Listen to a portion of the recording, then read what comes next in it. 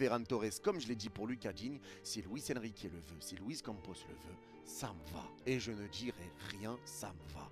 Même si c'est un joueur qui est beaucoup critiqué, un joueur que moi-même j'ai beaucoup critiqué, un joueur que j'ai beaucoup surnommé Ferran Tocar Torres, à l'image de Stan qui a créé ce surnom, si je dis pas de bêtises, c'est bien lui qui l'a créé.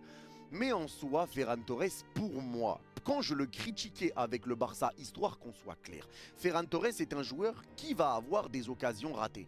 Mais pour avoir des occasions ratées, il faut se créer des occasions.